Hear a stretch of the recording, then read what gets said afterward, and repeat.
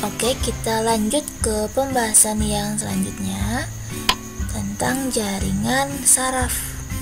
Oke, jaringan saraf merupakan jaringan yang termasuk kepada sistem koordinasi, berarti mengkoordinasi. Mengkoordinasi ini maksudnya mengatur aktivitas tubuh melalui rangsangan atau impuls. Koordinasi ini nantinya berpengaruh pada komunikasi. Oke. Kita lihat di komponen penyusunnya. Untuk jaringan saraf itu terdiri dari dua jenis sel. Yang pertama, sel-sel sarafnya, disebut juga dengan neuron. Lalu yang kedua ada sel penyokong atau disebut dengan neuroglia.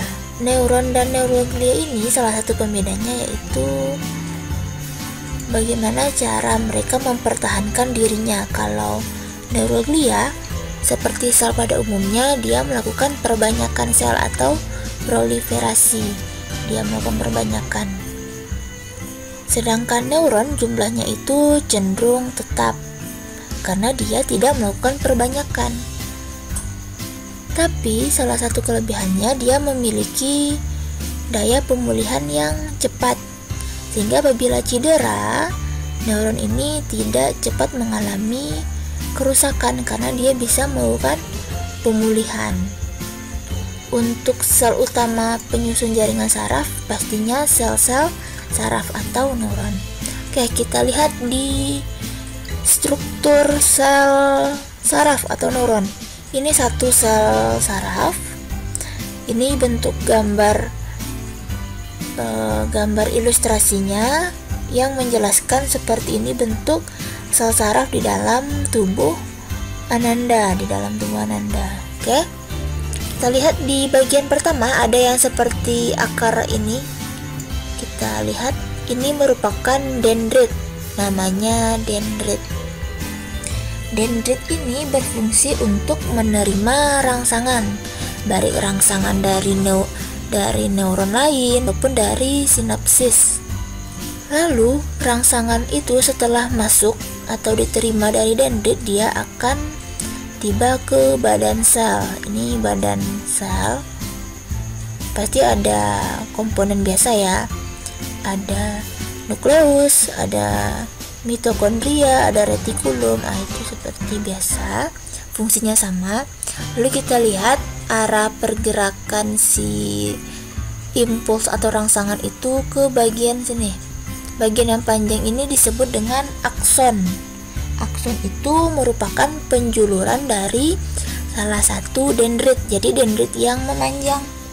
Akson itu berfungsi untuk menghantarkan rangsangan menuju ujungnya, yaitu sinapsis. Oke, kita lihat di bagian akson ini terdapat sesuatu yang menyelubungi.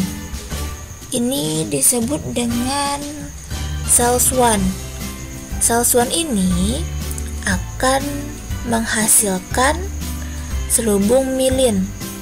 Bisa dilihat di sini ada tumpukan lemak di bagian sel swan. Di bagian tengahnya itu ada selubung mielin.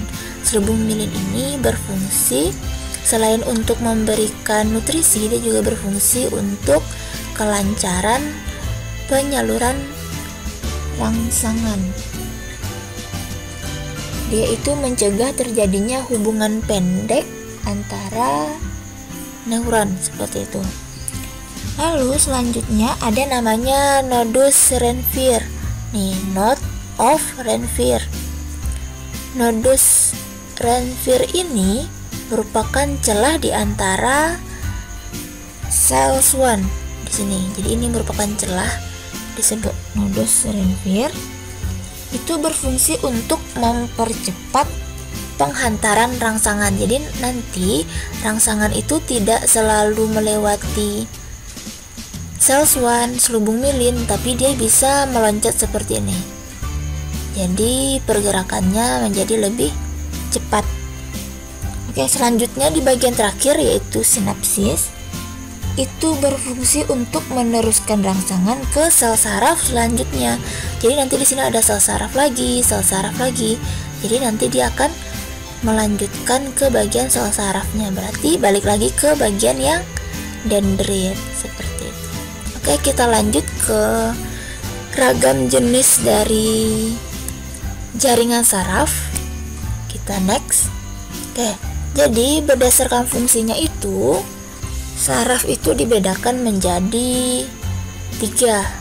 Ada sensorik, motorik, ataupun penghubung. Di buku juga dia menyatakan aferen, eferen, dan interneuron. Oke. Di sini diberikan warna supaya bisa dilihat perbedaannya. Kalau misalnya sensorik atau aferen itu dia berfungsi untuk menerima rangsangan. Menerima rangsangan dari mana? Dari tubuh atau panca indera, berarti dari lingkungan ke bagian otak. Ke bagian otak. Oke. Lalu kalau saraf motorik atau eferen, dia membawa, tadi kan sudah diterima oleh panca indera lalu dibawa ke otak.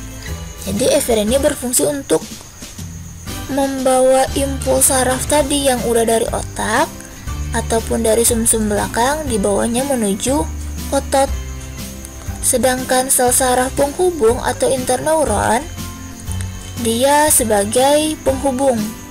Namanya saja penghubung, berarti dia itu berfungsi untuk menghubungkan atau meneruskan impuls rangsangan dari saraf sensorik ke sel saraf motorik. Nah, jadi ini merupakan 3 jenis jaringan saraf. Nanti jaringan saraf ini terdiri dari sel-sel saraf atau neuron. Jadi gabungan neuron ini akan membentuk jaringan saraf sensorik, jaringan saraf motorik, jaringan saraf penghubung. Oke, itu pembahasan tentang jaringan saraf. Kita lanjut ke sesi pertanyaan, silahkan dijawab. Coba sampaikan atau jelaskan kenapa sel-sel otot jantung itu bersifat tidak mudah lelah. Silahkan sampaikan kenapa. Lalu yang kedua, jelaskan kenapa otot polos itu memiliki sistem saraf otonom atau sistem saraf yang tidak sadar. Silahkan dijelaskan. Lalu yang ketiga, apa itu sel Schwann dan apa itu akson? Dan yang terakhir, menjelaskan bagaimana fungsi selubung mielin terhadap jalannya rangsangan. Silahkan dijawab.